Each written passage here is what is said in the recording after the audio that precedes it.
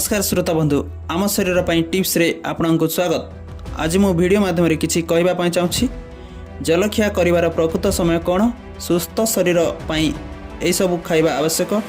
सकाळु खाली पेटरे खातु यही सब जिनिस मिलिबा फायदा। वीडियोटी आपण मानकु भल लगे ताहले बहु मात्रा शेयर करंतु आउ सब्सक्राइब करी पाखर थिया बेल आइकन को दबाई दियंतु जहा फल प्रत्येक वीडियो आपणक पाखक पहुँचब।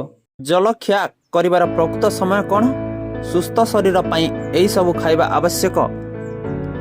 सकाळु खाली पेटरे खातु यही सब जिनिस मिलिबा फायदा।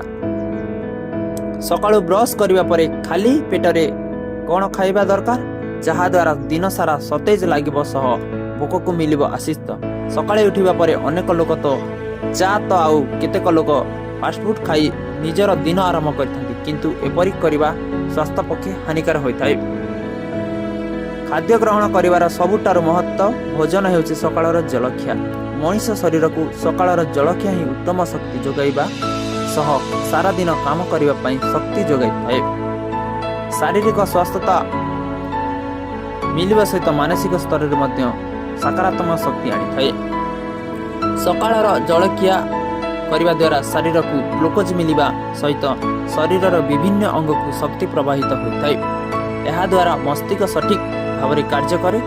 सकाळ जलखिया शरीर पई एते गुरुत्वपूर्ण होइथा बेले आपण एहार सठिक समय जानिछन्ते कि सकाळे ठीक समय रे खाद्य न खाइले शरीर रे नाना प्रकार समस्या देखा दैथाय।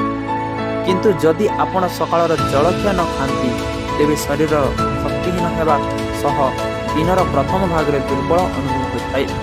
एहा व्यतीत सठिक समय रे जलखिया करिबा द्वारा आपण भोक बढ़ी पारे।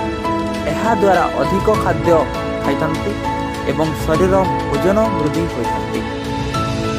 हेउछि सकाळर 7 रु 8 ता मध्य रे एही समय हेउछि सकाळर जलखिया करिबा प्रकृत एवं उचित समय।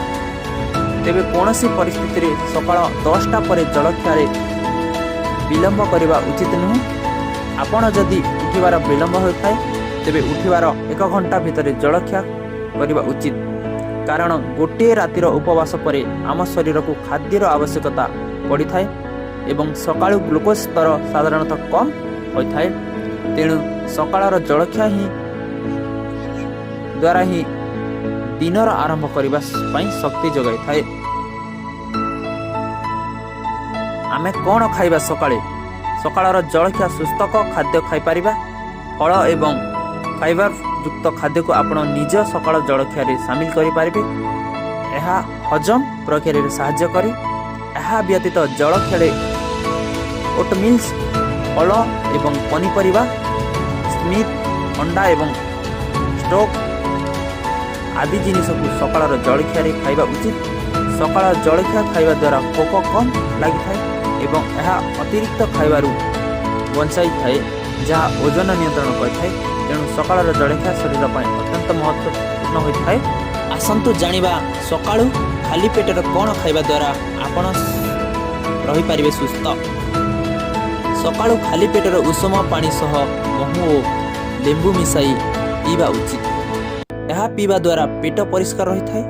महूरी थिबा फ्लावोनाइड्स ओ एंजाइम्स पेट पई अत्यंत लाभदायक अटे जहा आपणक मेटाबॉलिज्म को कम करिथाय। सकाळु ब्रश करिबा परे खाली पेटरे भंडा और तरभुज खाइबा बेस लाभदायक होइथाय।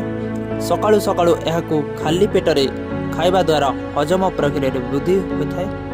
तरभुज रे इलेक्ट्रोलाइट्स भरपूर थिबारु एहा आपणक शरीर को विषाक्त पदार्थ बाहर करिबारे सहायता होइथाय। सकाळु दांत घसिबा परे खाली पेटरे खांतु बतुरा होइथिबा बादाम।